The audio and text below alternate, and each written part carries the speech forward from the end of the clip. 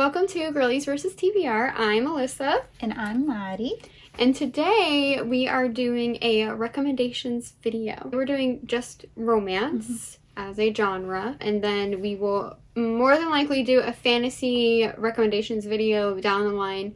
Today is just going to be just romance. We have multiple different subcategories of romance that we're going to cover, and then for some we have kind of like, if you want to get into the subcategory, we're going to give you recommendations. And then like you've already read books in that subcategory, we'll give you other recommendations as well. Monster romance, that we're going to save for fantasy. So we're not going to include that in this video because I have a lot of recommendations for that. Yes, yeah. Keep watching for more recommendations. Yeah.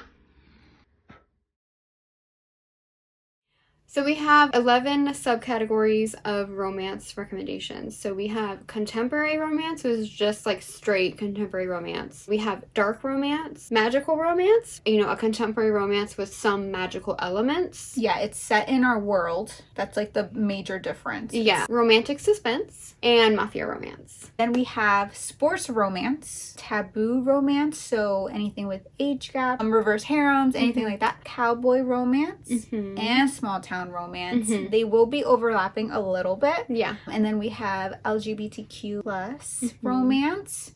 And then we also have dark academia romance. That is all our categories. Yes. Disclaimer. Yes. For just contemporary romance, I don't read contemporary like that. So Alyssa's going to have more. I'm going to start off. I have one. Yeah. I have one that I recently read, actually, and it is 9-Month Contract by Amy Doss. This one is so funny. For me to read a contemporary romance, I feel like it has to have some type of otherness to it, enticing me to read it. So, like, it has to have something fun to it, like a twist. So, either paranormal or something like this where like they're looking for a baby mama. Like that's so funny to me. This I would say is beginner friendly. I don't think it's anything extreme. It's rom-com, and essentially he is looking for someone to give him a baby. Yeah. But not being in a relationship with him. He just wants to be a father. And his niece gets involved. It's also a little bit of small town because they're in like a mountain ranch type of thing. Yeah. And it's going to be like an interconnected series, right? Yes. Yeah. I'm excited. Book 2 is announced. Covers up and everything. Yeah, it's cute. And I'm excited for that one. Yeah. There's my one book That's recommendation. Her one. Yes. I do want to read that one as well. I have, a few. These are going to be ones you guys, like, for the most part, I've already talked about. You're going to recognize these, definitely. And some I do have on my TBR. Yeah. Because so I have them. I own them. Yeah, here's the thing. I will definitely read, other contemporary romances, but the ones that I talk about, like, the most are ones that I do think you would also like. Because it is usually, like, something that's, like, really, really good about them. Yes. Or something that's a little unique. Or, made me feel lots of things. Thank you. Yeah, of course. Yeah. That's what I'm here for. Yeah. Okay, so first up, we have first-time caller, BK Borison. Her writing is really good. I knew it, like, right off the bat. That I was like, oh, yeah, this is well written. Again, this is the one the series is going to be based off of Nora Ephron novels. So this is the first one. The next one is called Now Back to You, which is super cute. That's cute. And you meet the guy in this one. I think it's Jackson. He's the weatherman on the show. So that his story is next. She does a really good job of making them feel nostalgic. Like, definitely right off the bat, you feel nostalgia for them. But it's also modern contemporary as well. So, like, the way that she weaves those together, the character is older. Both of the characters are older. She's a single mom, so I really like that aspect as well. We don't always want to read about 19-year-olds. And the way that she does all this together, like, is what makes this really special. So that's why I would definitely recommend this to somebody that was looking for just, like, a good romance book. That one's on my list. Yeah, there's a good closet scene in that one. I guess I'll just say that. I do like giving little spoilers to entice you to read it. Yeah, that's good. Yeah. Yeah, just like little taglines, Oh, yeah. My second one is going to be It Happened One Summer by Tessa Bailey. I know some people either love Tessa Bailey or they don't. I love Tessa Bailey because, yes, she's corny, but it's also like I find it hilarious. I like corny shit sometimes. It's contemporary romance, like you don't need to take it seriously. This is like a rom-com. Yeah. Okay, you know what I mean? Like, it's definitely not serious. So this one is based on Schitt's Creek. Okay, and I didn't know that. She's like a super rich girl. Okay. And then she goes to this little town to kind of like make over and own a bar, and he's a super grumpy fisherman. One of the taglines for this is that he says, "You can be as high maintenance as you want as long as I'm the one doing the maintenance." Okay. Damn. I was not expecting that. Again, Tessa Bailey has really good dirty talk. Hell yeah. Yes, this one, I was one of the first Tessa Baileys that I read. I just love it for that, because I'm like, this was such a good story. I thought it was so funny. You know, again, if you don't like corny stuff, you might not like it. If you want something kind of fun, a good like summer kind of read too, definitely check this one out, because I still really like this one. You know, I've already talked like so much about these, but listen. Julie Soto. So we have Forget Me Not and Not Another Love Song. You guys, she's just so good. Like, they're so good. These are like not sappy, but they definitely have moments. There's at least like one big moment in each where there's like this kind of like reveal about like how romantic the male main characters are in these, and it just makes you go like, oh my god. Like, literally both times I'm listening to this and then something happens and I'm just standing there like, ah. Yeah, she keeps telling me to read them. The men are like super romantic. Her writing is just so good too. This one is like, he's her mentor, kind of, you know, in this orchestra that she plays in, but he's like a dick. Well, and then you know, and this one is a little bit like kind of forbidden because, you know, he's like kind of above her in the orchestra. Gotcha. You know what I mean? Okay. And then this one is a second chance romance. One of the other things about this as well is that like she's a wedding planner, but she doesn't ever want to get married because of stuff that happened with her mom. Oh, so interesting. Yeah. Those are like kind of like little taglines for these. I really enjoy both of these, and I read these because Rose in Chains is coming out soon, and that's her romantasy, and I was super interested in reading that, and I was like, let me read these two contemporary ones, because I had this one, because I really liked the cover, for a while, and I was like, let me see if I like her writing. Fell in love with both of these. Yeah, I have Not Another Love Song. That's the one that I have. Eventually, I'll get to it. Yeah, those are definitely both good. I would say, like, if you wanted to read a romance and you picked that up, like, that's definitely a good option. My last recommendation for someone that wants to read contemporary romance is going to be Literally Anything by Abby Jimenez. Literally anything. Pick any of them. All right. There's two, well, this is the start of the third. So her, like, already published like paperbacks. There's two like semi-interconnected series. When I say they're interconnected series, they're like very vaguely interconnected. Gotcha. You could most definitely read them as standalones. Yeah. The one that starts off with Part of Your World, and then there's the one that starts off with The Friend Zone. The thing about Abby, they're not the spiciest books. I want to say almost equal parts like romance and like kind of drama. And the thing about Abby Jimenez though is like she's gonna make you cry. Which one's your favorite? Okay, I really love Part of Your World because that was the first one that I read. What was the most emotionally devastating one? Made you cry a lot? Probably the Happy Ever After playlist. Her husband died, and then she meets like the musician of this song that she was listening to while she was intensely grieving. Oh. And she kind of starts to fall for him. Okay. Yeah. Okay. It's so intense. So yeah, so Part of Your World and Happy Ever After playlist. Yeah, pick up those two. Yeah. I did mostly audio for these, and this is her new one, so this is the first in another like interconnected trilogy. Funny. Never read any of her books. Yeah. But I bought that one. Yeah. I don't know why. Yeah. I don't think I'll ever start with this one. Yeah, I just don't know why I bought that one. Yeah. I thought it was pretty. I don't know. I don't know. I haven't read this one yet. Just her in general, I would definitely recommend to somebody that wants to read contemporary romance. Just be prepared to, like, maybe sob a little bit. Yeah. Yeah, like multiple times. You want to cry. It's all good. Pick it up. I love emotional abuse from books.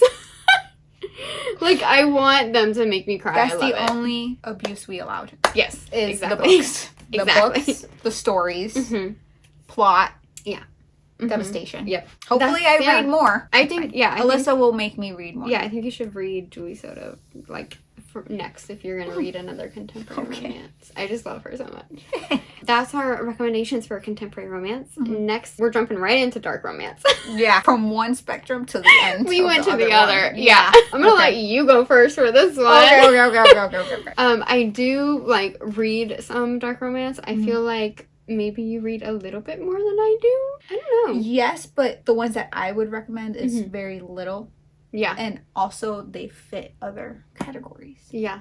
Or more like dark fantasy romance. Yeah. Lots of dark fantasy romance, which I'm not going to include in this video. We'll include it in the fantasy one. Yeah. The first one for beginner, I read this one recently, like this year, is Hollow Heathens by Nicole Fiorina.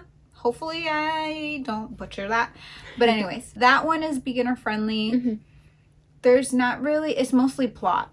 Like, there's not really anything spicy about it, really. It's mostly about a mystery that needs to be solved.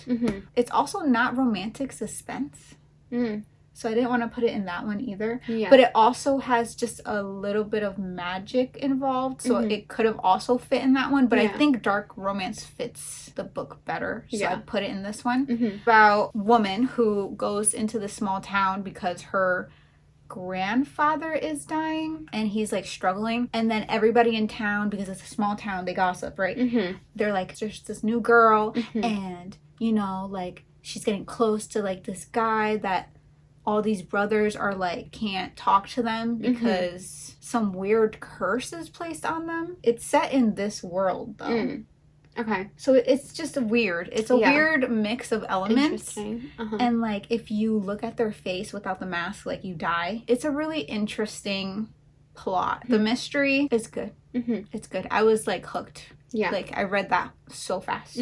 There's not really intense dark elements to it. That's why I say beginner. Yeah. Because there's not anything that if you haven't read dark romance, it's not something you're, like, immediately thrown into being like, yeah, like... Yeah.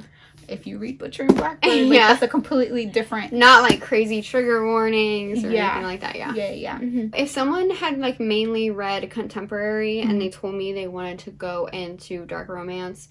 Like, usually, a lot of people that have read contemporary have read the Twisted series by Anna Huang. So then I would recommend the Kings of Sen series by Anna Huang, which is the next one for that. So it's like King of Wrath, King of Pride, King of Greed, King of Sloth, King of Envy, so far as what's out. I would say the first one, King of Wrath, it is like a marriage of convenience. He's like a little shady, not super mafia, you know what I mean? But like a little maybe involved in the mafia, who knows kind of thing. So I would definitely recommend someone who was going from contemporary to that and didn't want anything too jarring. I would say that the Kings of Sen series would be a good one. I did really like King of Wrath. King of Pride was like, okay. And then I haven't read the rest in the series. What are those mostly about? Like a whole bunch of vaguely rich men is basically men like in power. Okay. Yeah. Gotcha. So there's a club, and I think it's mainly following the guys, and then like the girls kind of know each other, so it's like kind of interconnected like that. They're all part of like the Valhalla Club. Okay. Which like you gotta be rich and powerful to be part of. Exclusive. Exactly. I feel like that is perfect for someone who wants to like jump into dark romance. Yeah. And in the second one, in King of Pride, it's funny, she does I believe she mentions the Dragon's Bride in it. That's funny. Because she's reading something like that. So yeah, there's other elements, I guess, of dark romance in them, but nothing like too crazy. Nothing too jarring. Yeah. For those trying to get into it. Yeah. So I think those would be definitely good. I did read the Twisted series, and then, like I said, I did read the first two in the Kings of Sen series. I might continue, honestly. Like, I might just, like, listen to them for whatever. I wouldn't say they're like my super favorite, but I would say definitely like if you want to start, like that's definitely a good series to start with. If you do want to get into dark romance, but you don't want something like too intense, too dark, but you're like, no, like I can handle a trigger warnings list. Right. This is like, so before it's like Kings of Sin is like, you don't really need a trigger warning list. This next one is like, you read the trigger warning list and you're like, yeah, that's fine. That's going to be Lights Out by Nevessa Allen. It does say, like, this is definitely a dark romance, but I think the comedy in it is kind of what sets it apart, right? The male main character does not take himself too seriously. No, he doesn't. He kind of is, like, trying to pretend to be, like, a dark romance book boyfriend. That's the character, is what it is. He has some, like, dark romance tendencies, right? Like, he kind of, like, watches her. He kind of, like, stalks her a little bit kind of thing. And stuff like that. But it's, like, kind of, like, breaking into her house when she's not there. Yeah. Like, I would say, like, that's not too crazy. No. His personality is kind of like a goofball, though. Yeah. So that's why I would say, like, this would be a good intro into dark romance. Because, yeah, there's not too many, like, trigger warnings. There is some, like, murder. There is, like, knife play. And, like, she is a nurse. So this is a normal person going, like, having this happen to her. Yeah. I would say, like, and he's, like, a software person. So they're not, you know what I mean? They're not, like, crazy dark romance typical. It's not Mafia. They're not like assassins or something like that, you know. So I think this is definitely like a good intro into dark romance, including like some kinky stuff, but it's like not too crazy, to be honest. But this is still enjoyable. I didn't finish. Yeah. I don't know why you didn't finish. I mean, they do mention like TikTok and stuff. I think that's the only thing. I think I had probably like this left. That's not a lot. I don't know why I stopped. I mean, it's not my favorite. It's good, like as like a starter. The like slang and stuff did kind of like get me. I was like, oh, I don't know, because he's literally like he posts like masked men thirst traps and stuff like that, and so I'm like, oh, that's like a little cringy. But then like you keep going, and you realize like he's like hilarious. So I'm like, okay, it's fine. So I was able to look past that. But yeah, I think that would be a good intro if you do want to start getting into something darker. Like this is a good way to test if you would like it or not. And then if you want to get into deepest, darkest parts of yourself and maybe discover new things within your romance reads, okay? You want like 2 pages of trigger warnings. Yeah. You want the most crazy, batshit, just funny thing to read. I would say Butcher and Blackbird. Yeah. The Ruinous Love trilogy. Honestly, all the books are amazing. Yeah. Every single book Brenda Weaver has written has made some depraved things on food. And I think that is the funniest part of it. Serial killers that are in love kill bad men, right? That's the whole point of this trilogy, essentially. There's things that, you know, I will never look at certain foods the same again. Yeah. All right. And also it gets very, very gory. So if you get queasy easily, do not read this series, like at all. Yeah. There's eyeballs being taken out of bodies. There's maggots. Yeah. There's ice cream that's not really ice cream. Yeah. Accidental cannibalism. It's just, there's a lot going on, but the way that Brenda Weaver writes this is just honestly so funny. Yeah. And amazing. You just get sucked in. Yeah. I don't know which one is my favorite. I like all of them, honestly. Yeah. I feel like the last one that one is really good. So good. Yeah. But I also like this one. Yeah. I know. I don't know. Hard. Like I feel like if you do read like Lights Out and you're like, oh, I really like this, like this is the next step. Yeah. In that, because it is a little bit darker. I mean, because they're serial killers, so it's definitely way darker in the fact that there's like more gore and stuff. They're both like dark rom-coms. Yeah. Basically, is what it is. Yeah. Yeah. And so this is perfect. I would definitely recommend. We both do. Yeah. Yeah, we both love this one. really, really like it. Mm-hmm. If you want the list, it's in here. Like, this is the first thing. List? Yeah. So definitely check that out first before buying the book. Mm-hmm. Just to make sure you're good. Yeah. Before we get into the last one, I would say one of the most talked about dark romance books is Haunting and Hunting Adeline.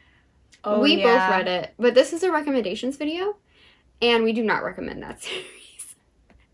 Not because it's dark romance. Like, we both do read dark romance. It just had a lot of things that neither of us really liked in that series. Mm-hmm. And when I was prepping for this video, I went back through my Goodreads and stuff, and I gave Hunting Adeline 2 stars, which I normally never go below like a 3. To be honest, this is not against any of the readers who have read it and liked it. Yeah. Obviously, you liked it, and that's all good and dandy. Mm-hmm. Although I did read the triggers warning list, there's just some things that I wasn't expecting to read in detail. Yeah, and I think that is some of the major reasons why I would just not recommend that to anyone. Personally, I just do not. Yeah. Like, there are some things that I, like, sometimes think about and I'm like, oh my God. Like, it stayed with me. Yeah. And it is horrible. Like, I can't. And I know that wasn't it, like, banned for a bit and then it got unbanned? I think so, yeah. It was, like, someone, like, flagged it, I think, on like KU, basically. And I mean, I could see why. Yeah, it was taken down for a little bit and then it went back up. Yeah. I don't know. I don't think like, I like the dark romance elements. I don't think that they're done the best in that duet, to be honest. And obviously, I've read stalker romances. Yeah. Like, I've read things where, like, he's possessive. I've read things where surveillance is used to, like, watch. Like, like, we've read those things. Yeah. And, like, them being a part of something even more than just a normal person. Yeah. It's just, there's one thing in particular that I don't agree with. That is written out in very, very much detail. Like, a lot of detail. Yeah. Like, a lot of detail. But also, I feel like the second book just kind of went off the rails, too, to be honest. No, I was like, insane. I don't even know why I'm still reading this. I just want to know how it ends. And, like, she went through so much. No spoilers. She went through so much. You immediately want to... Yeah, I was kind of, like, glossed over. I was like, okay, you're fine. Yeah, let's just have sex. Yeah. Are you kidding me? Yeah. Yeah, no. Okay, after what she went through, that's not what she needs. But anyways, I'm not going to get into it. It's not going to be included in, like, one of the books that we recommend. We don't really like it that much, to be honest. I don't even think it's the best done dark romance. No, there's a lot more out there. Yeah. An example of something that deals with kind of like the same similar kind of trauma that's still dark romance is the Mindfuck series. This I am obsessed with. Okay. I would say there is romance in it. It is like open door romance. But honestly, like, you're not really reading necessarily for the romance plot. You're reading for, like, Lana Myers. And, like, in this one, she has something, like, literally horrific that happened to her in her past.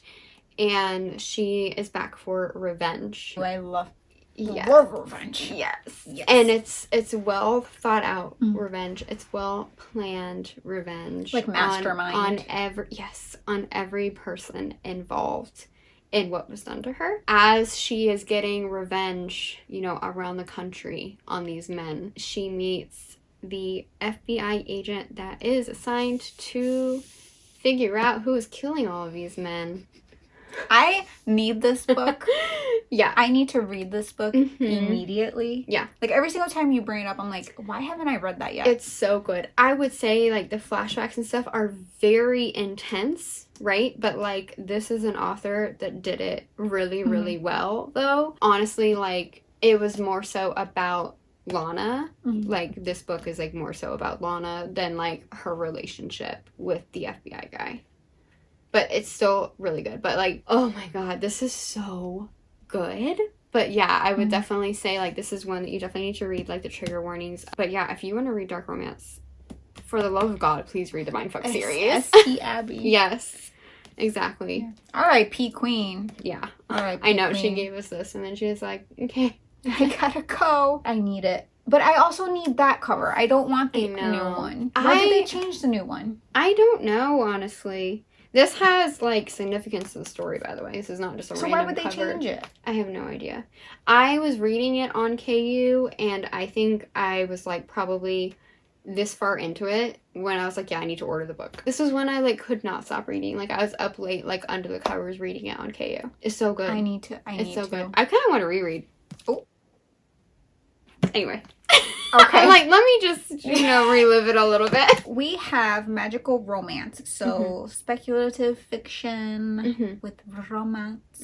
Romance as its vice. Yeah. Okay. The two that I have are in the real world. It's like our world, but there's a couple of magical elements. Yeah. So the first one I have is My Roommate is a Vampire by Jenna Levine.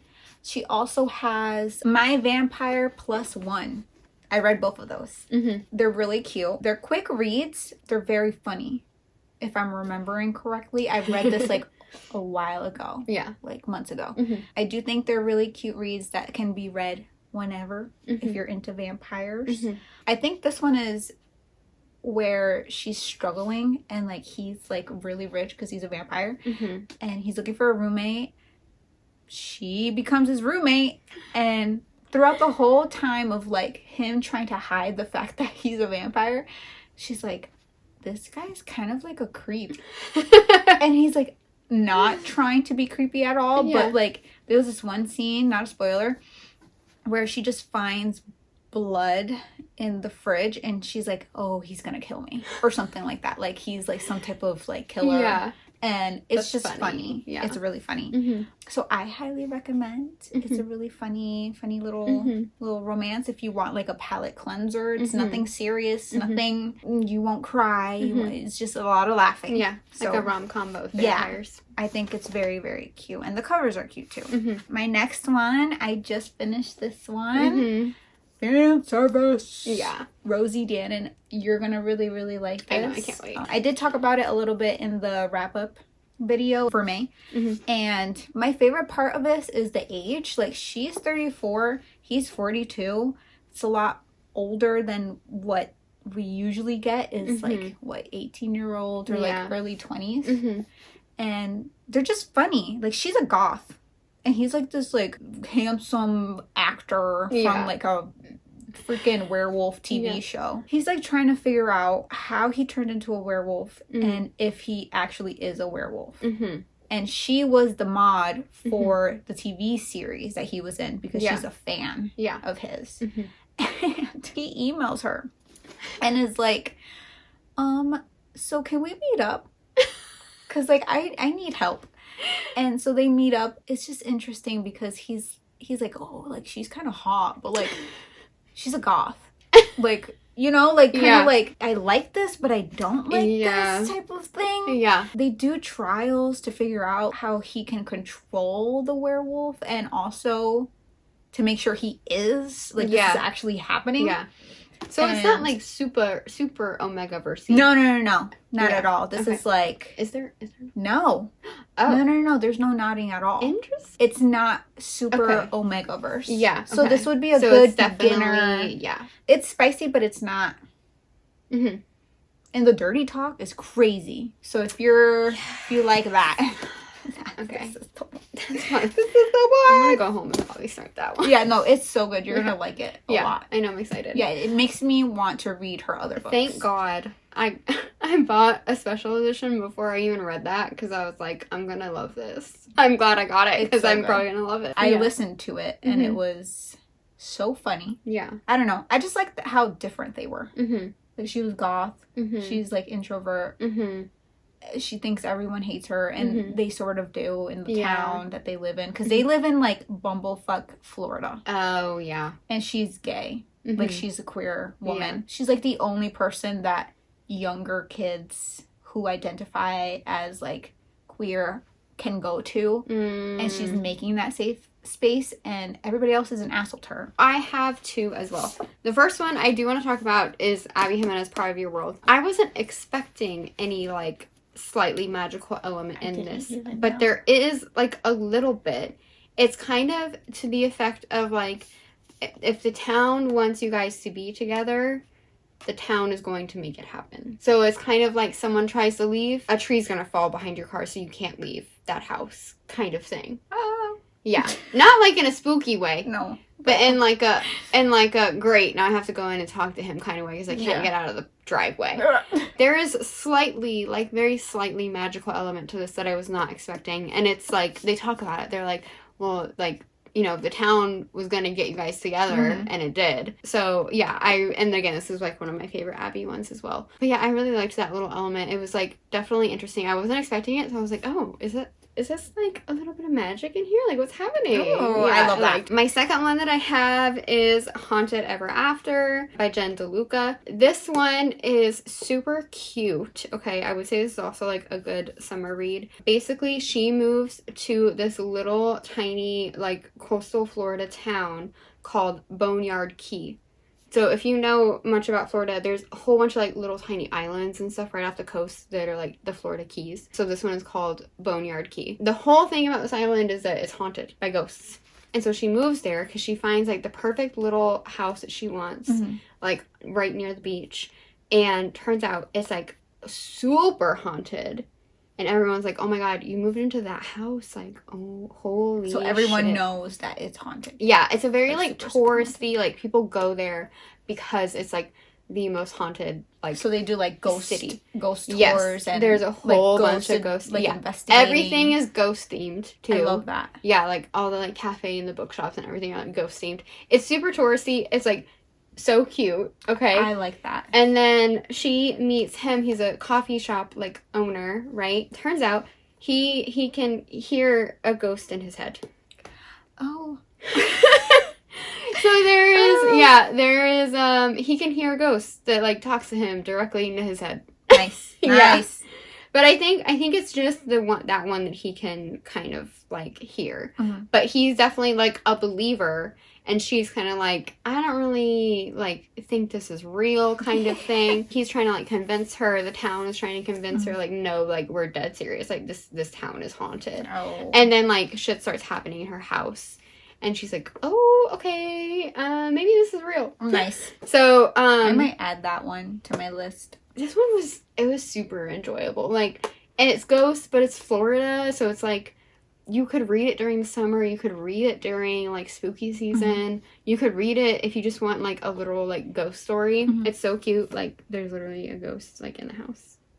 That's cute. I know. There's another one, I don't know if you can see that, there's, like, a little ghosty in the window. The next one coming out, ooh, do I remember what it's called? I don't think I do, but there's a girl that leads the ghost tours, and like her house is on the ghost tour, right? That's who the next book is on, is the girl that leads the ghost tours. Yeah. So she's literally talking about her own house. Yeah. She like during like wow. she's like living in their house, and all of a sudden she like hears someone outside, and she's like, what the heck? And she like looks over, and there's like a whole tour outside of her house, and she's like, whoa, what the heck? and then it starts to be like, oh, she like meets the girl, and she's like, oh, sorry, like I didn't know like you moved in here because this was an abandoned house. And then the next time she has a tour, she like flickers the lights like when the tour comes around that is so and stuff, hilarious. or goes like, ooh. I would do that shit. Yeah. That's funny. It's cute. I did like it. It is spicy. It's not like super spicy, but it is spicy. It's definitely romance. So I would definitely recommend that to anyone that's like, I want something like a little bit magic. A like little that. spooky, a little paranormal, but like literal ghosts. The last one that I have is Do Your Worst by Rosie Dannon. I listened to this one. This one again is like perfect for somebody who wants to get into a little bit of like spooky magic kind of thing. I've spoken about it before. This is the one where she is a curse breaker, and she gets invited to a castle in Scotland to break the curse on the castle because they think that's why everything in their like remodel is going wrong. And she has to work with an architect who's on site who does not believe curses are real at all. Okay? But then, like, she somehow, you know, knows where to find things, or, like, knows about the castle. And he's like, how did you know that? And she's like, the curse. I'm definitely adding that one because I really like her writing. Yeah. It takes place, like, in a castle. Like, I liked it a lot. It's the ambiance. Yeah. The setting. Exactly. The atmosphere. Yeah. And he's like, I'm a scientist. Curses are not real. And she's just like, okay, why is everything going wrong on your little, like, architecture dig then? Right. Explain it, sir. So yeah, I would definitely recommend that one to someone that does want, you know, just like a little bit of magic, paranormal kind of things. It is like the most part of the story, but it's not anything too intense. Next is romantic suspense. Before we start, I do want to mention that we have something on both of our TBRs. Yeah. For romantic suspense. Yeah. And it's The Edens by Devney Perry. How many books is that? 5 or 6? Yeah. I think it's a about long 5. one. Yeah. They're kind of short though, because I have Indigo Ridge, which is the first one, and it's not very long. Every time I go to a bookstore, I see that some of them are like different heights. Okay, and that gets me that's so because that's because it's annoying. indie pubbed versus traditionally pubbed. Because I have the So indie are the pubbed. tall ones? I have the indie. Yeah, they're the tall ones. I have the indie pubbed of Indigo Ridge, and then the rest of the series I know is shorter. I didn't buy the rest of the series yet because of that. I do want to read that series, but that's why. You would just have to get all the same. You'd have to get all the traditionally published at this point. Because I'm like, what is going on? Yeah. There's like different heights here. Yeah. I think if you got all the ones that were traditionally published, then they would be the same height. Hopefully. Yeah. I'm excited about that one. Yeah. I do want to pick that one up. Yeah, me too. Sometime eventually. I feel like we will like it. Yeah, I think so. My first romantic suspense that I ever read is Catherine Cowell's All the Missing Pieces. This is a standalone. You're going to like it when you get to excited, it. Yeah. Basically, she is a true crime podcaster who solves cold cases and helps family get closure, whether that is finding bodies or just maybe finding the culprit or something along those lines. The case that she was working on leads her to a small town. In the small town, everybody knows each other, so everybody's in everybody's business, right? Everybody's like, who is this woman? Why is this woman here? Right? She starts asking questions, asking around, trying to solve, trying to investigate. People don't like that when you ask questions in a small town. Exactly. So then the sheriff is like, yo, what you doing? He's very standoffish. He's cold. He doesn't want her digging. Especially in this case, he has a reason though. There's a reason for that. Interesting. And we find out and we're like, okay. Oh. So, he doesn't want to get close to her, but, he finds her attractive. And so, yeah, they start getting close and she's a sweetheart, just trying to help families. At first, he's like, first impression, you're just trying to meddle. And it's like, dude, calm down. Calm down. It's really good. It's standalone, so you don't have to worry about reading, like, 3 other books after. My next one is Bourbon and Lies, Victoria Wilder. She's actually a Connecticut author, which is exciting. I think I bought this at Montgomery and Taggart because she was there. This one is really good. The main character, she's basically running away and is put in like a witness protection program because of what, like, the problems she's like running away from. It's intense. We find out what it is and it's like, what the fuck. And she's put in with this like ex-private detective something. Yeah. And at first I was like, oh, she's gonna fall like in love with that guy. But no. She falls for the brother.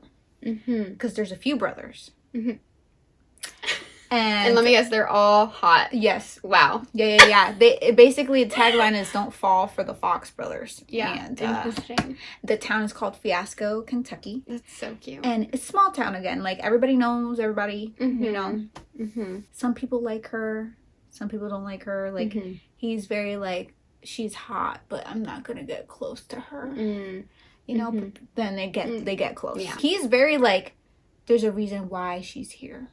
And I have to find out why. Oh, yeah. Yeah, but she has to, like, pretend she's someone else because, for her own protection. Yeah. I'm excited for the other one. I want to read, what is it? Secret There's and Bourbon and Secrets, and then Bourbon and Proof. There's 3. I want to read the other 2. Yeah, this was good. Her covers are great. It's definitely more plot. Like, there's some, like, a little bit of spice, but the plot is, like, the majority of this book. I would say my first, like, actual romantic suspense is Fragile Sanctuary by Catherine Cowles, the one that we did for the book chat. So good. There's, like, this one, I would say there's, like, the previous, you know, thing that happened with her house burning down that you, like, are kind of curious about in terms of the mystery. And then there's a current mystery going on at the same time where she is being targeted as well. Yeah, this is, like, definitely romantic suspense. I would definitely recommend this to anybody, like, getting into it. And it is, I would say it's pretty spicy. Like, I was kind of surprised with how spicy it was, to be honest. The mystery in this and everything they're trying to unravel is crazy. No, crazy. Crazy. Yeah. The way things twist and connect is wild. There's a lot of good micro-tropes. We talked about it in the book chats. So I would definitely say check this out if you want to get romantic suspense.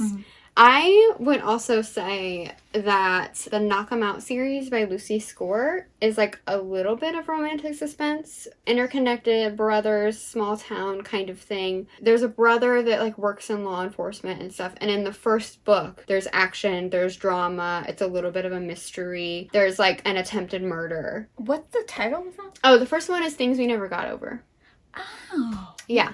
I didn't know that series was... It's like a little bit, yeah. Huh. Yeah. And then, because, like, in the first, there is, like, an attempted murder of someone involved in the series. And so the second is kind of, like, dealing with that, too.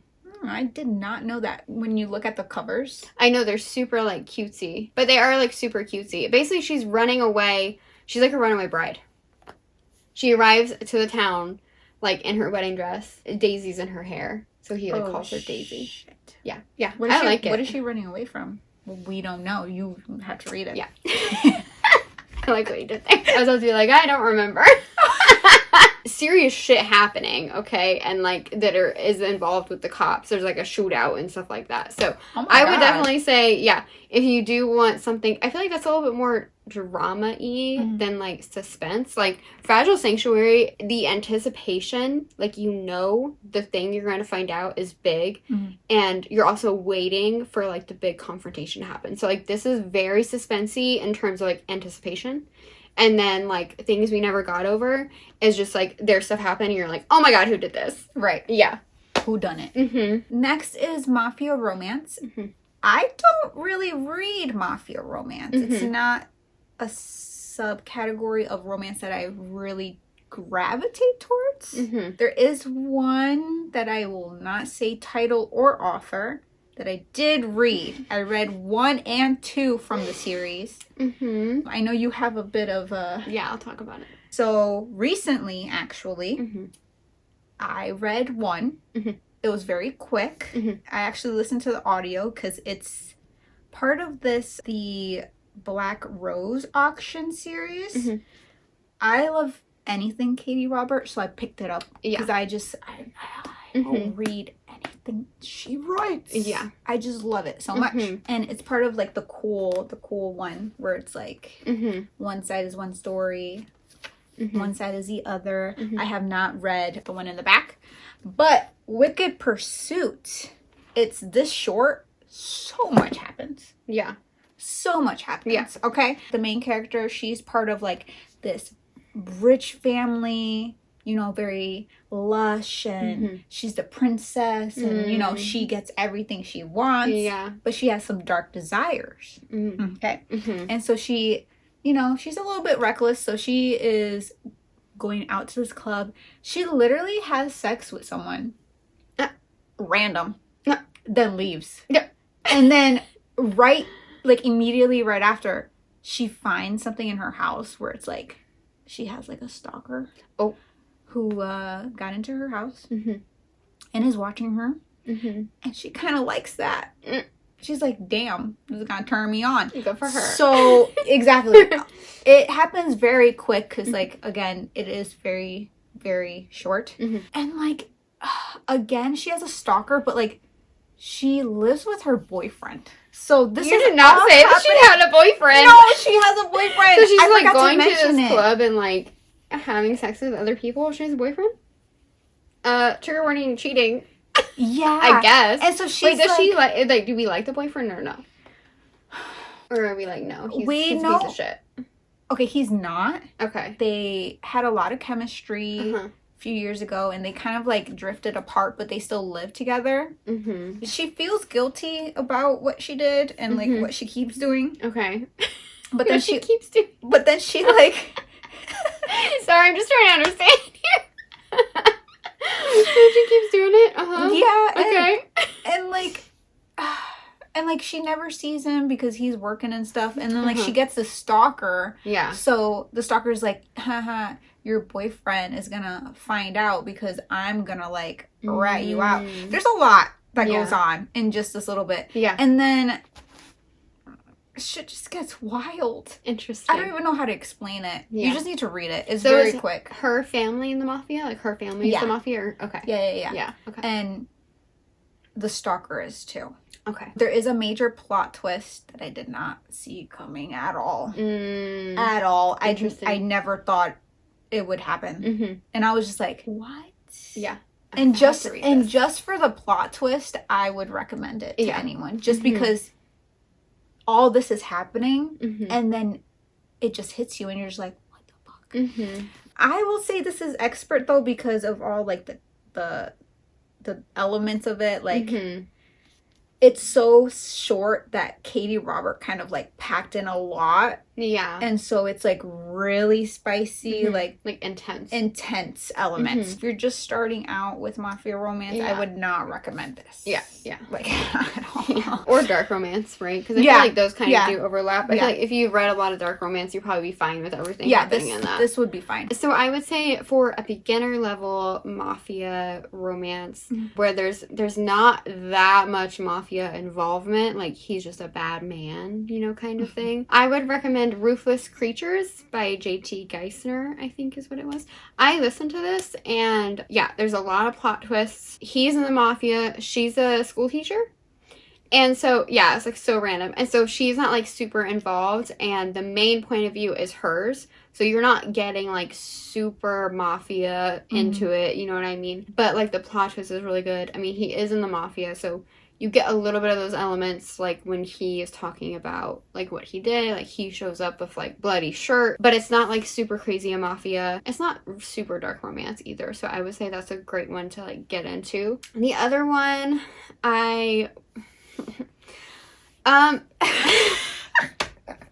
there are like 2 other Mafia series that I've read that I will not be really talking about or endorsing because the author done fucked up. So we're just gonna move on from that. I have read like a whole bunch of other Mafia books, but I cannot in good faith recommend them anymore. And it's the same person that I read 2 of the books. Yeah. I did like that series. However, we're gonna move on. The other one I would say, which I think I read like before I started logging anything on Goodreads, because when I was looking to prepare for this, I didn't see it on my Goodreads, but then I remember like I did read it. It was a long time ago. It's the Maid series by Danielle Laurie. So it's like The Sweetest Oblivion, A Sweetest Temptation or something like that. There's 3 in that. I would probably reread them because I read them, I think, when I was getting into romance. So I wasn't, like, I don't know, as, like, into it as I am now. Yeah. And so, like, now I would read them. I'd probably enjoy them a little bit more than I did when I first read them. That's, like, one of the Mafia series, right? So I would say also if you're kind of really, like, getting into Mafia, but you want to be in it, like, you're okay with, like, the darkness of it, then I would say the Maid series is, like, a really good option, too. And there's 3 in there. I don't think they're that long either. Sports romance, I would say if you're like wanting to get into sports romance, but also like maybe you're a little bit younger and you're okay with reading like very much college sports romance, I would say like The Deal, that series by Elle Kennedy. That is a good series. Like, I remember when I read it, again, one of the other ones that I wasn't even logging on Goodreads yet when I read it, but I do remember, like, flying through them, like, so fast. Like, I would definitely say, I think I only read the first 4, though, and then I, like, kind of moved on, and, like, now I wouldn't necessarily like go back to it. And I wouldn't really recommend it to, like, you know, somebody in their late 20s necessarily, because it's very college-y, unless you were, like, totally into, like, reading about kids in college. I would definitely say that's, like, a good one to start out with sports romance. And then, if you're looking for something where they are a little bit older, I would say The Au Pair Affair, again, by Tessa Bailey. Again, like, outrageous rom-com kind of vibes. He is, like, the super grumpy hockey player called the Savage. And he has, like, a 7-year-old daughter, and he needs an au pair, a nanny for her. Yeah. This is actually, she's the best friend of the girl from the first book.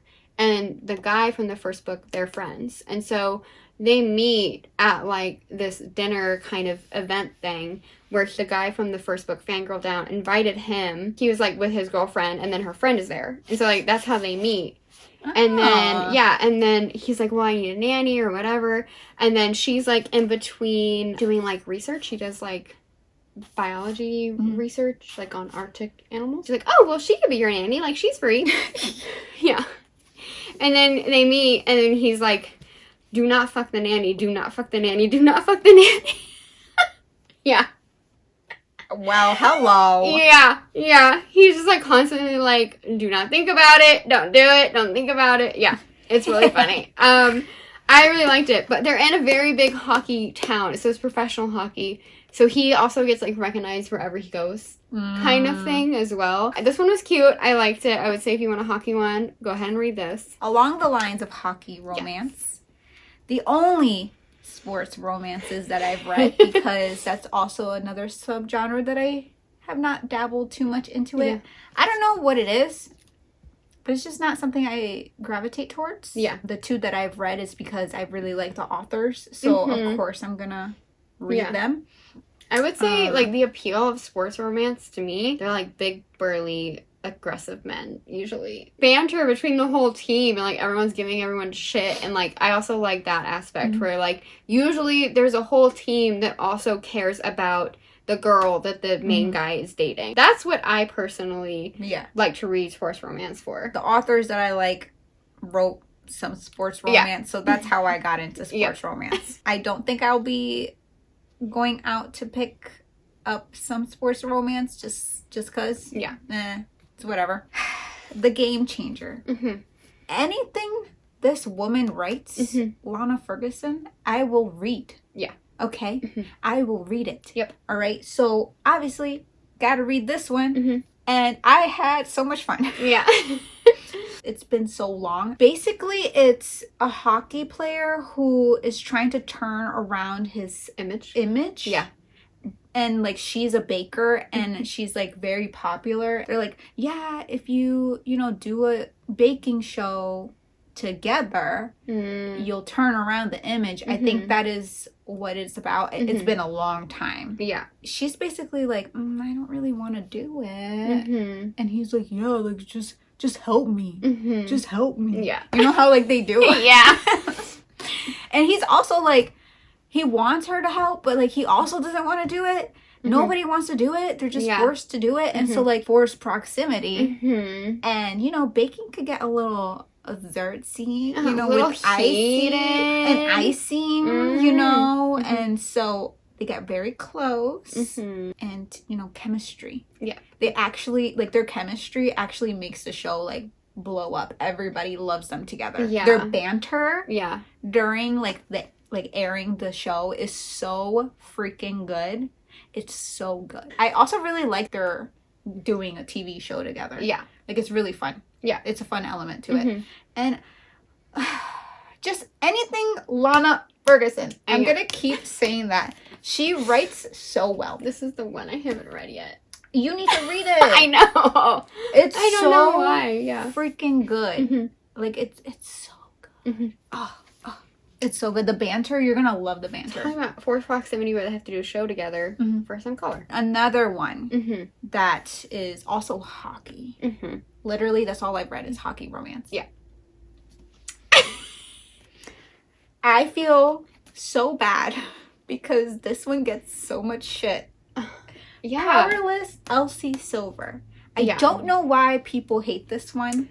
I don't think they hate it. It's never, like, their favorite. Which it's like kind of a sleeper, I think, to be honest, because he's like a little dominant in bed. She is kind of like a runaway bride. And they've been best friends for a long time. Jasper is hot. No, he is. Yeah. And they both went through things. He got adopted into the family. Eaton. In the Eaton family. Yes. Yeah. He is not like one of the brothers in the Chestnut Spring series, but he is like their very good friend, and she is cousins with the boys in the Chestnut Spring series. So they've been like around each other like as they were growing up. Again, it isn't my favorite, but it's still high up there. Yeah. Like when I think about it, I'm like, oh yeah, that one is so good. And she's also book 3. A ballerina. I love that I highlighted this. Yeah. Yeah. Oh my god. No. This is so good. You should listen to that one too. I should listen to the whole series, honestly. The part where he says, now lose the ring and crawl to me. Oh my god. On audio? Oh my god. My last one is Deep End, Ali Hazelwood. This one was so good. They're very, very intensely into their college sports, but that didn't turn me off. Both of them are pretty mature. I think that's what it was too, is Lucas seems like very, very mature for being in college. Probably because he's like from Sweden, you know? So like they probably mature faster in other parts of the world. He's very mature. He's just like very serious. He's like no nonsense. He's not gonna beat around the bush. Throughout the book, like she's always being like, yeah, it's like I had to wait 1,000,000 years for that, and he's just like 1,000,000, and she's like, okay, I had to wait 2 minutes for it, but it was like 1,000,000 years.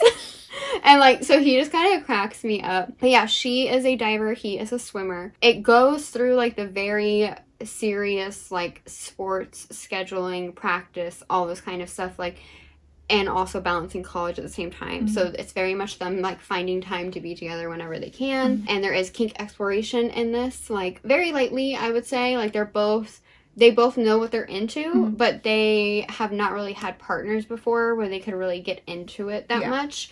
And then they both kind of find each other. They're like, hey, like, should we do this kind of thing? It's actually his ex-girlfriend that is like, you guys like the same thing, you should get together. And then she gets super annoying throughout the other book. Anyway, the story as a whole, I did like it. And you don't want to talk about the thing that you don't like? It's fine. Oh, okay. I talked about it in the wrap-up video, that how much the friend annoyed me. I would say if you do want to get into sports romance, and like there's literally so many hockey ones, okay? There's a lot of it's mainly hockey. I would say a lot of football ones too. Kind of. It's just the fact that like they throw themselves against each other. Yeah, I think that's what it is. I think that's what it is, you know? Yeah.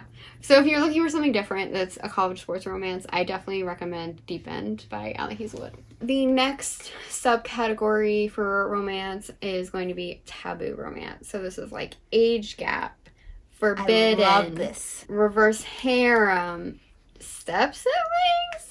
Anything taboo, that's what we're doing. I have a few that are like maybe if you have read these, you would probably like more taboo romance. So my first one's Twisted Games by Anna Huang. That one is like she's a princess and he's the bodyguard, so it's very forbidden. That's like the majority of it. I think he's a little bit older. It's not like a crazy age gap. That one also is like the best one out of the Twisted series, by the way. Like that's book 2, right? Yeah. I never got to that one. I read one and I was like, yeah, book 2 I feel like is like the best. So I would say if you, like I kind of like that they're like not supposed to be together kind of thing. Like I would say that's like the intro to it. And then that could also be like, yeah, maybe you should check out some of these other ones that we're also going to talk about. Another one that is like kind of forbidden, employee ex-boss kind of thing too. Yeah. Is The Nanny by Lana Ferguson. Yeah. This was the first Lana book that I read, and I was like, jaw on the floor. No, it's so... It's so good. Yeah. You just please read it. Yeah. Please read it. Yeah. She was on OnlyFans, and she had the top person that would request things from her. and talk with her and stuff like that. She never knew who he was, right? And then she, like, kind of doesn't really do OnlyFans anymore. And then she is like, yeah, I'll be a nanny. And he's like, yeah, I need a nanny because I'm a chef. You know, I have, like, crazy hours. And so she becomes his nanny. And then she finds out by, like, recognizing, like, a birthmark, I think it was, that her new boss that she's nannying for was her top person on OnlyFans. I freaking love it so much. Yeah. I would say, like, this is spicy, but also it, like, really leads it up because you get snippets at the beginning of each chapter of their conversation that they had when she was on OnlyFans. Yup. And so it's, like, it goes into, like, him being a great dad. So, like, it's, like, a little, like, dirty convo, right? And then it's, like, him being, like, a sweet dad in the next chapter. And you're like, oh, I know what you really like, though. Yeah, their dirty talk is crazy. Yeah. The banter is also really good.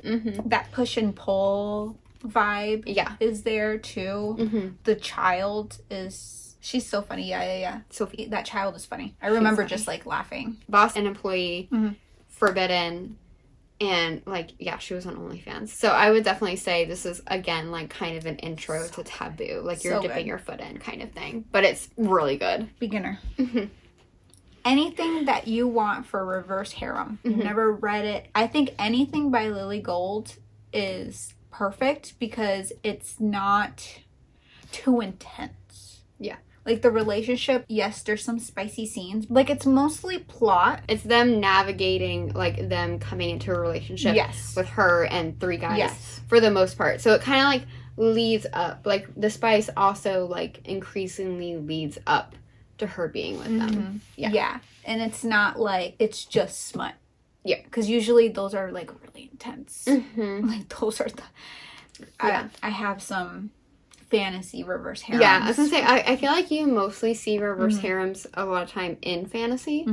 So I would say, like, if you kind of want to know what it's about, but you don't really want to get into a whole fantasy world, like, Lily Gold is definitely a good recommendation for that. Yeah, and she has 4 different ones. These are the 2 that we highly recommend. Yeah. In the Swedish Mountain Men one, they are kind of, like, keeping it secret a little bit that, like, they've all together dated one girl in the past before as, like, a whole poly couple. Yeah. But then in Nanny for the Neighbors, like, she finds out pretty quickly that they have been in, like, a poly relationship before. So I did like that it was a little bit different because I was like, I don't know if I want to read the exact same thing. But no, like, she kind of knows right off the bat that they have done that before. And then in the Swedish Mountain Men, they're, like, kind of, like, hiding it from her. Yeah. Because she's also kind of hiding something from them. And so they're like, I don't know if we can, like, lay it all out on the table yet. But those are both really good. I like them a lot. Next for Taboo, I have, it's an age gap. And then also she falls for her ex's dad. And that's Birthday Girl by Penelope Douglas. I have not read too much of Penelope Douglas. I think I've read two books from her. One is Birthday Girl. I really liked Birthday Girl a lot. I think she did a good job of being like, yeah, this girl is younger, but she has these, like, tendencies and, like, these things that have happened to her and, like, how she wants to be that, like, make her a little bit more mature. And so it kind of evens out, like, the age gap for that a little bit. And then I just really liked the forbidden aspect of that she, like, starts to date her ex's dad. At first they're like, he can't know kind of thing. I really liked that aspect. But yeah, I really enjoyed Birthday Girl by Penelope Douglas. I would say if you're looking for something that's, like, a step more into the taboo, yeah, like, your ex's dad is probably a good way to go. The next one I have is, like, a beginner step sibling. So Dream Girl Drama, Tessa Bailey. Like I've said in our wrap-up video too, like, this is the best way you could do a step sibling romance is they meet and they, like, feel a connection, right? They have, like, a hot makeout sesh. And then that night they find out that their both prospective parents are getting married. And so they're like, shit, we're gonna be step siblings. Like, we need to stop this, obviously. But they, like, feel it too much, you know? And he's, like, such a simp for her, too. Like, I absolutely love it. This is the best situation you could get for a step-sibling, like, but it is definitely forbidden because they're literally going to be step-siblings. Like, she comes from a very, very rich family that has a lot of, like, eyes on her. He is, like, a very big and popular hockey player. He's teammates with the guy in Au Pair Affair, so they're both in hockey. So they're in a very big hockey town. So, again, like, everyone knows him. Everyone knows he's single. And then, like, for some reason, there's this girl that keeps showing up at his games, like, wearing his jersey. And then they have to be like, oh, yeah, like, we're going to be step-siblings, right? And then they're like, okay, well, why are you spending so much time together? And they have, like, these lingering hugs. And then people are kind of like, what is going on here? So, yeah, it's definitely, like, forbidden. They have to, like, keep it secret. And then they have to figure out, like, what they're going to do, like, being step-siblings. But also, he's like, yeah, she's, like, the one. So, like, I need to figure that out. It ain't their fault their parents are getting married. Yeah. But I would say that's the best way to do it. Like, they're both adults when they meet, and then they both, like, find out then that they're going to be step-siblings. What a coincidence. Cousins. The other Penelope Douglas book that I have read, I would say this is more of an expert one, okay, for, like, forbidden step family members, is Credence by Penelope Douglas. I read it. Wasn't my favorite. But a lot of people like it. So I would say, like, if you want something, like, pretty taboo, like, she kind of met them when they were younger, but then, like, her dad and this, like, step-uncle kind of got estranged. She goes to live with them because her parents kind of unexpectedly die. She's, like, a little too young to be on her own. Again, she's, like, super young. And so she goes to, like, live with her, like, step-uncle, step-cousins. She gets snowed in at the cabin. Things ensue with all of the step family members. They did see her grow up, though. I think she, like, maybe visited a couple of times. Okay. It wasn't like they were there a long time for her growing up. I read Credence without reading, like, the synopsis, by the way. Yeah, you just don't recommend for that one, okay? The whole time, like, I went in thinking she was gonna, like, date one of the guys in the town. And she doesn't. She, like, hooks up with her step-uncle. And I think she, like, I think she calls him uncle. Not while they're doing it, obviously, but, like, yeah, I don't know. It was weird. I would say if you do want something that is, like, on the tad of almost incestuous, you know what? You do you. I'm not judging. Then I would recommend Credence to you. I will not be reading it again. My expert taboo romance is Sierra Simone. She's usually pretty much on the expert side. This is a trilogy. I don't have the third one, and I haven't read the third one. I don't even know if it's out. I don't know what's up with that. It probably, I don't know. This one caught my attention because the tagline is falling in love with a husband and his wife, torture. I was like, a throuple situation? Let's go. Let's go. One of the guys, he is rich, powerful. He got money, right? And he is basically having to marry this girl, this, like, heiress, right? She's, like, on the other side of the world, basically.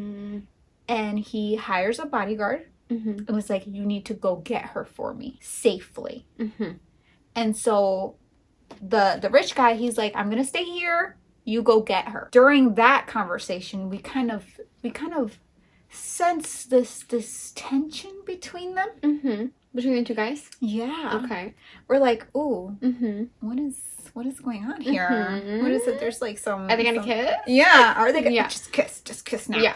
And he's like, okay, I'll do it, whatever. And so they take a boat back from him getting her. I don't remember the mode of transportation to get her. I don't know if he takes, like, an airplane or something, and then they take a boat back. I don't know. I don't remember that. On that boat ride, oh my God. The bodyguard and her. Yeah. They do a lot. Damn. They do a lot.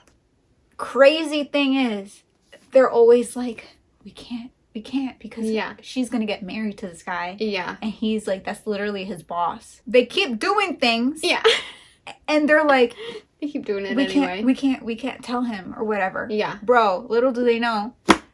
Surveillance. Surveillance. He's just like watching them. Yeah, and he has no problem with it. He's like, I'm gonna marry you anyways. I think I need to read this one. He's like, I'm gonna marry you anyways. Yeah. And you're gonna be the bodyguard. And yeah, and then in this one, continues the story. Mm-hmm.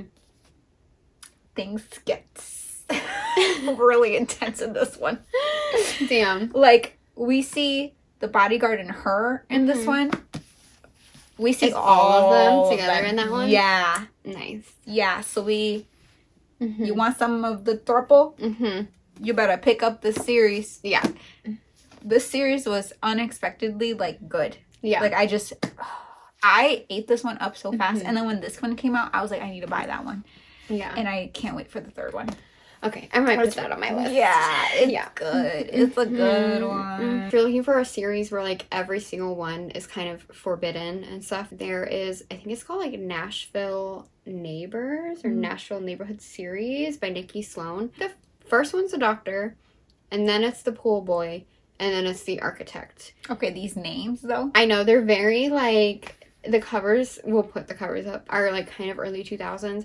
I would say these are almost more erotica than they are like romance, to be honest. They're all kind of a taboo relationship. So the doctor in the first one, I think this again is an ex's dad, if I remember correct. Yeah, it is.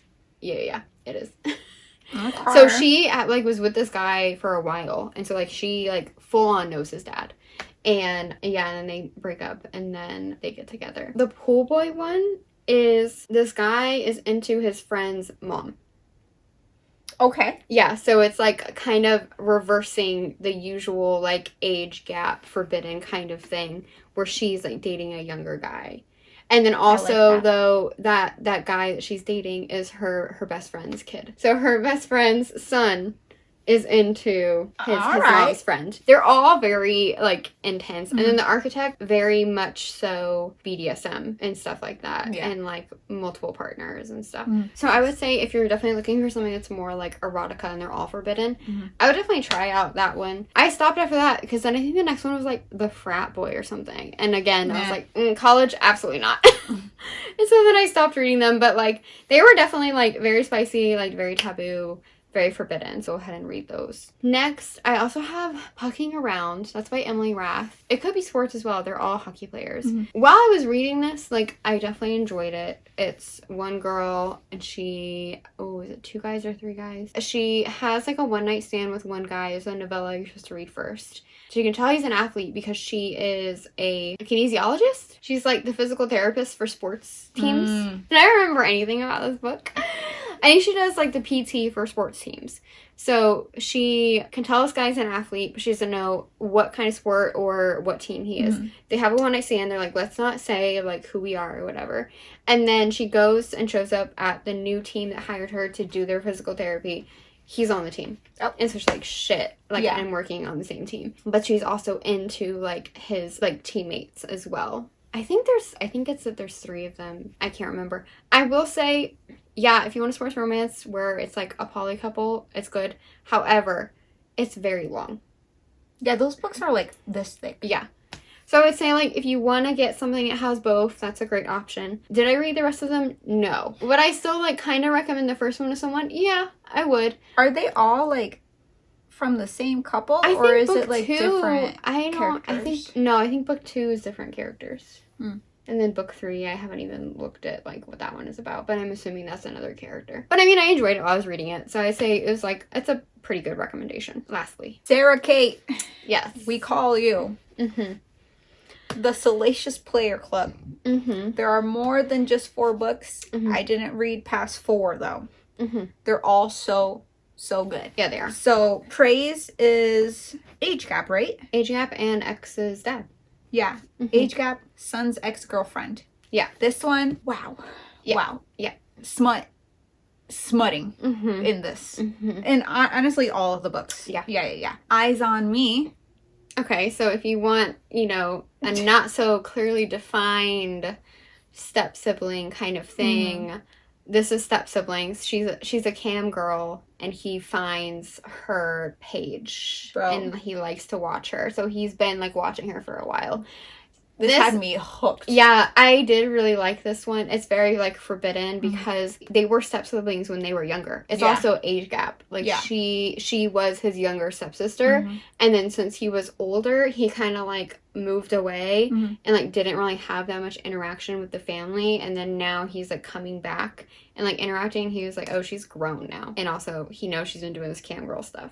So this one is a little bit more blurred lines for step-siblings. You know, it's not as, like, oh, they did not know each other. It's like, no, he knew her when she was young. Yeah. But they weren't, like, super, super into the step-sibling relationship. That forbidden romance. This one is so good. It's so good. This is my favorite one. Yeah. Give me more. Oh, my goodness. Yeah. This one's also a throuple. Yeah, anything with throuple, I feel like it just, I don't know. There's something about it. Again, throuple situation, couple is married. Like, he's, like, his best friend. Yeah. Like, the husband's best friend. Yeah. He's always liked his wife, though. Yeah, like, always. But he was very much, like, I think they met when they were, like, in college, right? And, like, so his friend saw her first, and so he, like, let them be. But he kind of, like, always had a thing for her. The intimacy in this one really hooked me. That's why it's my favorite. Because not only are they trying to figure themselves out, it's, like, the relationship between him and the husband. Yeah. Is, like they didn't want to admit it. And it's, like... Yeah. Come on! Yeah, exactly. Come on! And then the last one is Mercy. Did you read this one? No, because it's... It's like the main character, the main guy in that is her shitty ex in this one. And I didn't like him so much in this that I was like, I don't want to read about him. So I took a chance. Yeah. And I read it. Yeah. Bro, the woman was like, nah, dude. Yeah. You're gonna change real quick. He like, needed that. Yeah. And there's a lot of like exploration in this one. And he actually breaks down in one moment. He gets like a really dominatrix. Is she the dominatrix one in this? Yeah, okay. That's what I thought. He like breaks down in one and she does so many things to him that is like, yeah, he deserves that. Like it's not quick. Yeah. Like not a quick hookup. Like, you know, she's a dominatrix. So like she tells him like sit there all day. Yeah. What's the tagline on this one? Let me see. She doesn't want to hurt him. She just wants to punish him. Damn. Yeah, he changes a lot in this one. And seeing him break down a little bit is, like, satisfying because he was an asshole in book 1. Yeah, he was. This one is very extreme. I would say... Yeah, it seems more intense. Yeah, if you don't like BDSM, anything with, like, kink exploration, like, don't jump into the series because this is... Yeah. Specifically that. Yeah. And then I guess we didn't say, too, like, it's the Salacious Players Club. You did say that. They're like the founders of the club is what it is, too. Each book, I'm assuming this one as well, starts off with the same scene of them going to a bar and they're, like, talking about, like, forbidden desires. And then that's, like, when they decide to make the sex club. And so they're all founding members of the sex club. And so, like, that's how they're all connected. Yeah, so there's 3 guy owners and then there's the woman owner. And it goes in that order. Yeah. There's also the highest bidder that's part of this series. I did not read that one yet. That's like someone that attends the sex club, I think. He spends a lot of money in that And then club. there's also Madame. Yes. That's another one of, like, a person that's attending the club. Yeah, doesn't she work for the club? Like, she's, like, the dominatrix maybe, or something for the club? And then there's another one, though. I think there is another one. I just can't remember the name right now. That one was good. That series. Yeah, that series was great. Great. So, next we have Cowboy Romance, Small Town. It's gonna be, like, very similar. It's gonna be a lot of overlap. We will start with the Cowboy Romance first. So the first one that we would recommend if you want to get into Cowboy Romance is Done and Dusted, which is the first book in the Rebel Blue Ranch series. It's also the first Cowboy Romance that I ever read because of the cover. I saw the cover and I was like, that looks really cute. Like, I want to read that. And it was also pretty short. So I was like, yeah, we should do that. Became obsessed. We've gone to, like, a lot of the events for Lila Sage. I got everyone else to read it, too. I was like, no, you don't understand. You need to read this series. Yeah. It was my first Cowboy Romance, too. And, yeah, Alyssa told me to read it, so I read it. Yeah, it was so good. The Spies took me by surprise. We both love this. I would say if you want to get into it, you should. It's also small town, though. It's interconnected series. Yes. Their dad is up in everybody's business. I love the dad. Yeah, everyone in the town is up in everybody's business. The characters are all well-rounded, too. Yeah. We end up really loving the family. Mm-hmm. Like, every single character has a purpose and a meaning. Yeah. And I just love all of them. Yeah, me too. Yeah. And then So she cute. has Soul Searching coming out. I think it's this year, isn't it? At Yeah, end the of this cover's year? up for sure. Yeah, we're super excited for Soul Searching as well. It's going to be a little bit of spookier I know. Western vibes. excited. After I read Done and Dusted, I was like, okay, let me read this other cowboy series everyone is talking about. It's more like rancher series kind of thing. So the first one is Flawless. This is Elsie Silver, Chestnut Spring series. Again, it's small town. Everyone's up in your business. That's what I love about small town romances, by the way, is that like you can't hide anything from anyone because they all know everyone's business and they're like all nosy neighbors. He's a bull rider, but his family is also like a ranching family as well. And she works at his like publicist firm, and then her dad owns it, and her dad is like, you need to watch him because he has a bad image right now. Basically sends her to go babysit him on the bull riding circuit. And then they're both like, this person is hot, okay? Yeah. She, like, falls for him. She also falls for his family. And she also falls for the ranch in Chestnut Springs. Wishing Well Ranch, too. The setting is great. The family connection is great. And the characters are great. So, definitely recommend Elsie Silver. They're not all like ranching, like Powerless, like we said, is like hockey, ballerina, and then Hopeless is he's in the military. But they're all like connected to the same ranching family. They're all really, really good. Yeah. And like I was hooked from the first book. Yeah. It was my first and only series that I've like actually highlighted and wrote reactions. That on was the mine page. too, actually. Color coded and everything. I know. Along the lines of Cowboy and Rancher and Small Town, Paisley Hope, the Silver Pine series. This one surprised me because I didn't know anything about Paisley Hope at all. And, you know, covers were very cute. So I was like, let me just pick it up. And wow, I blacked out when I read these. I read these two so fast. So fast. I highly recommend. I was surprised with how spicy it was. Like dirty talk and everything. I was like, whoa. Yeah. Pacey. Yeah. Hold on. Because I thought I was just gonna, you know, it's gonna be like small town romance. Yeah. And maybe just a little bit of spice. Yeah. No, there's Yeah, I need to read that. there's some stuff. But yeah, this is brother's best friend trope. I love it. And I love this one so much. And then this one is Grumpy and Sunshine trope. Yes. They're both really good. I am excited for the third one to come out. I will be reading that one immediately. Like this, there's just so much good things. There's well-rounded characters again. I kind of like put her up there with Lila Sage. Like I was surprised with it. The plot's really good. The characters, oh my god, the banter. Yeah. The banter in these, wow. Yeah. So I highly recommend you need to read them. Yeah. Especially how you I have will. like the special edition. I know. Are you jealous? I am a little bit. Just a little I think bit. you can order them. They redo them. I'll try. Okay. We have another Elsie Silver. I recently finished a series. I don't really like the first one as much as I like the rest of the series. Yeah. Again, it could have been a mix of the narrator and the main guy character that just threw me off. I really like the protagonist. She's badass. She stuck it to the man. I love it. But yeah, this one's also a rancher whole thing. Like she is a trainer for the like horse riding. So she trains horses. She was basically brought in by him to calm down, like to calm and train like a really troubled horse. Okay.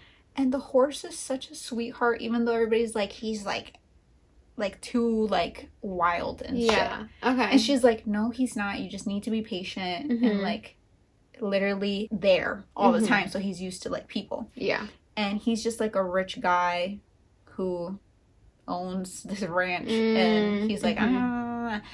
Anyways, the rest of the series is great. Each one has its own trope. Yeah. And we see Violet from the Chestnut Spring series in this town because she moved. Yeah. I'm excited to read Wild Love. But I think I'm going to wait until the 4th book comes out. I don't know if there's 4. I know there's going to be 4. I don't know if she's planning for a 5th one or not, or if it's just going to be 4. Because this one is just 4, right? Yeah. Lastly, I have 4, specifically just small town. There is like a little bit of a mystery going on also in this one. So it fits a lot of different categories. But we have Archer's Voice. Yeah, so good. So good. She moves to this little town. She's like kind of exploring the shops and whatnot. She runs into this guy who, like, she literally runs into him. And then she's like, oh my god, I'm so sorry, you know, blah, blah, blah. Like, she spills her purse. Like, he helps her pick up her purse stuff. And whatever, and he, like, doesn't say anything to her, and she's like, whoa, okay, Mr. Grumpy Pants, whatever. And then people are like, oh, no, like, you need to, like, watch out for him. Yeah. Like, he's a town outcast, like, he's so weird, blah, blah, blah. He doesn't talk. And basically, she finds out, like, he's deaf, and he doesn't talk because no one else in the town knows sign language. Yeah. And, like, he can read lips a little bit. Like, no one really wants to try to talk to him. And she's like, oh, wow, that's crazy. I know sign language. And so she's like, I'm going to make that guy my friend because I can actually, like, talk to him with his language. And she, like, basically bikes. Yeah, so she's, like, always bikes to his house. And he's kind of a recluse. It's and like she's past, very sunshiny. Like, past a little bit from his house to go to, like, this little spot by the lake or something. Yeah. And it's just so freaking cute because she doesn't give up. Yeah. And they need to make a movie or something. Yeah, I feel like this needs to be adapted. Yeah.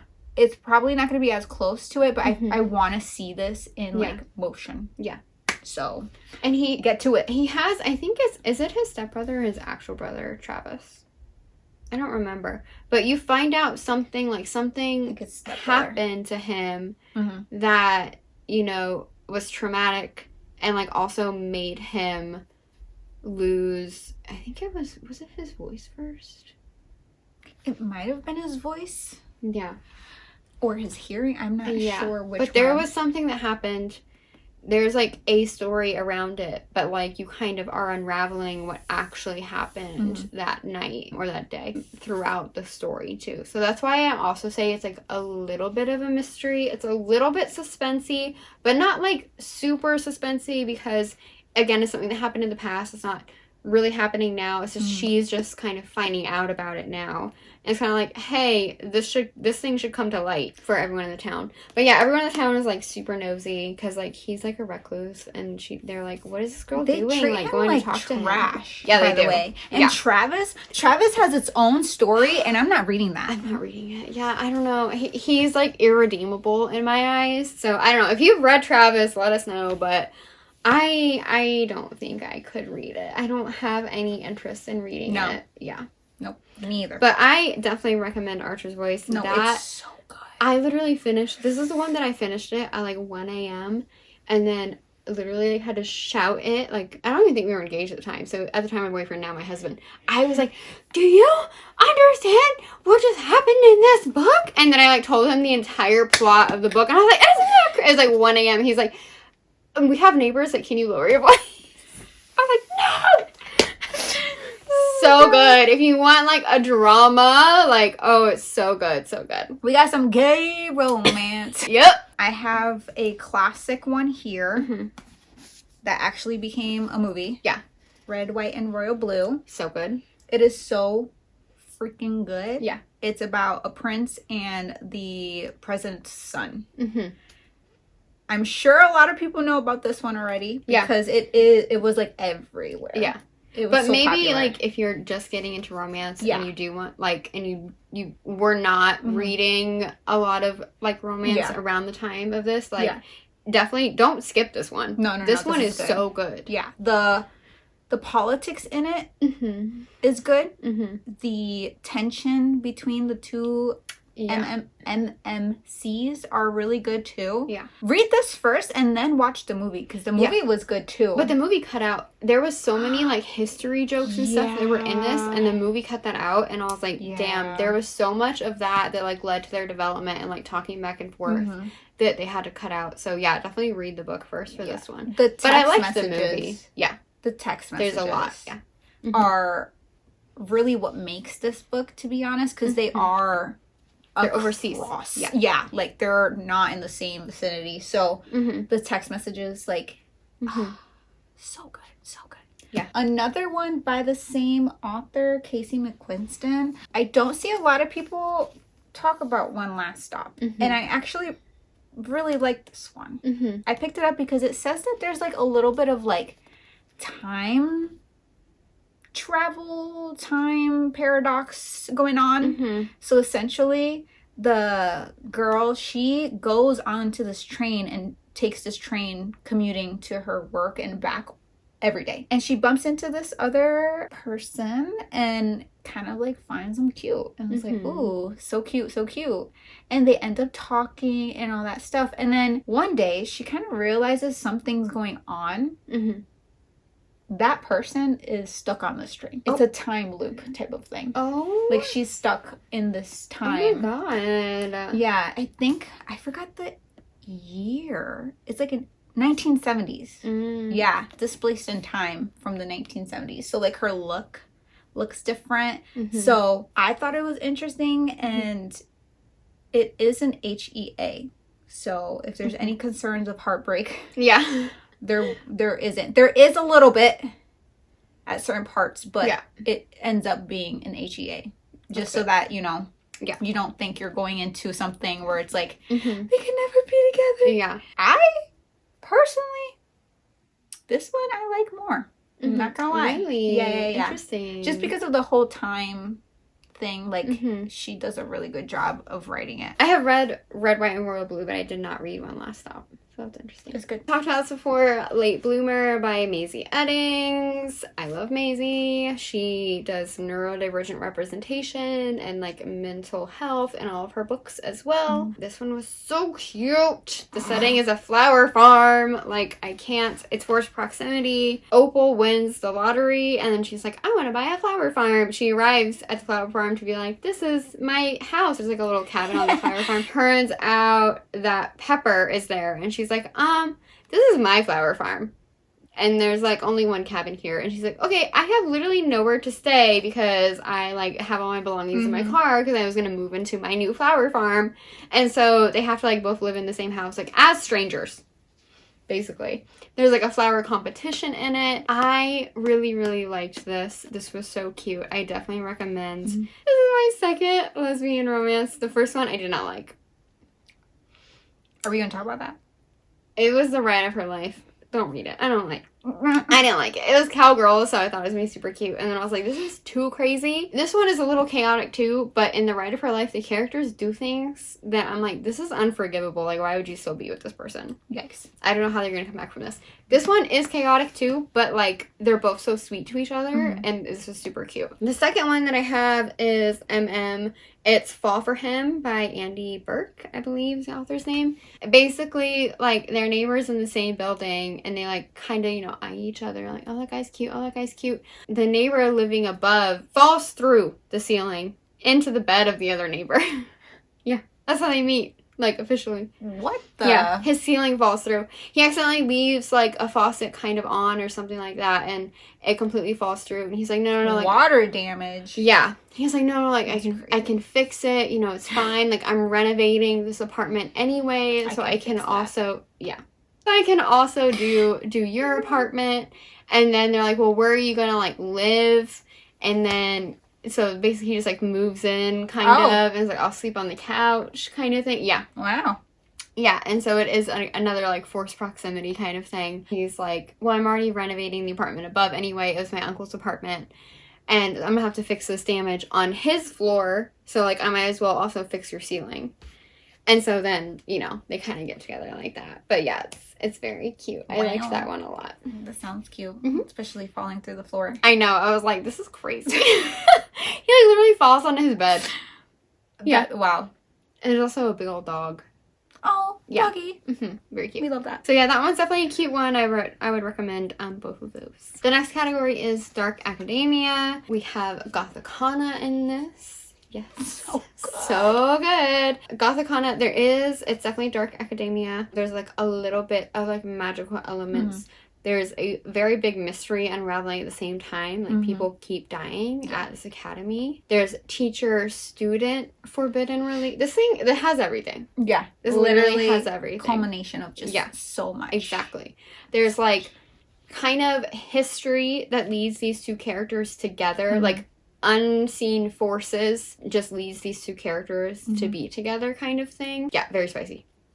Honestly, I didn't know anything going into it when I first read it. I just kept seeing it, and it was so pretty too. Yeah, that I was like, I want it. And I don't know, I feel like the atmosphere is so dark and gothic that it just adds to all the elements written in the book. Runix loves doing like the quotes from like all the gothic books. Yeah, at the beginning of every chapter there's like a quote from a different book. Yeah, it's so cool. I just love the forbiddenness of it. It's so good. It's like one of my favorite reads ever. It's like at a special like school kind of thing. That's like exclusive. Yeah, and very isolated, like at the top of the mountain. And so they have to like try to sneak around the school. He's like a teacher, and so they like shouldn't be doing it and stuff. So they're trying to figure out like what's been going on at the university at the same time. There's lore. There's like old lots of like tales of like crazy things happening at the school. Maybe that connects to what's happening now, kind of secret thing. Club. Yeah. There's a lot. This has very good aesthetic, very good vibes. You know what I mean? If you want something spooky castle vibes, like so good. And on the same vein, we have Runix's second book, Enigma. It's honestly same kind of concept a little bit. Whole forbidden professor student. This one though has cults. This one's a very culty one. Yeah. And again, people are dying. People are always dying. Yeah, a lot of people die. I recommend this one too. But Gothicana, if you were to read just one, I would definitely recommend Gothicana as like the read. Casimir. That's his name. Casimir. I don't know if I like that or not. I think I will. Her name is Salem. Yeah. I like that. Salem Salazar. The names are crazy. Oh my god, the last one. Wow. Nocticadia. Yeah. Carrie Lake. Oh my god. If you liked Gothicana, if you read Gothicana, this is another one. I would put them together. Like, pair it together. You need to read this one. This happens in Drcadia University. She is accepted and she enrolls, right? And there is a Dr. Death at the university. Wow. He is basically a mortician. And she wants to, you know, be like his, what is it called? Apprentice. Yeah. He's like, no, like, whatever. This is where, like, there's, like, a scene in here. A little bit gross. I don't know. Is that the worms one? Maybe. A little bit, From our 1-star reviews on Goodreads. Yeah. If you get easily, like, queasy, don't read this one. Yeah. Great. Because there is a worm scene. It's gross. The spice is there. Yeah. The tension between them, because it's like a slow burn. Like, they're like, no, we shouldn't do it. And you like slow burn. And then when they finally get together, it's like, wow, great. It's great all around. I love it. I do want to read another. Great book. I want to read another Carrie Lake. Oh yeah, she has Anathema too. That's what I want. Which I think there's gonna be 3 in the Anathema thing, I think. Or was it 3 in Nocticadia?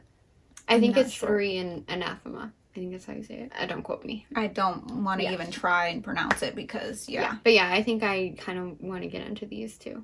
I feel like I need it to be like spooky season for me. It says, together we're toxic. Oh, at least they're self-aware. Depravity. it's a lot. So that's our short romance recommendation. very short. Yeah. Yeah. Sure. But yeah, we just wanted to talk about like stuff we would recommend if you wanted to like get into these subgenres and stuff that we have read that we really liked that we would recommend to any of our like friends that wanted to read any. If you have any other recommendations, like let us know. If you read some of these, let us know what you think. That's it. That's it. We never know how to end these videos. Yeah, I don't know. Thanks for watching. Yeah, thank you. For this very long video. Yeah. Yeah, thanks for sticking with us through the end. Yeah. Yeah. Leave us some recommendations. I really want to add to my ever-growing TBR that I'm not reading fast enough to go through. Ooh. Yep. Okay. Bye.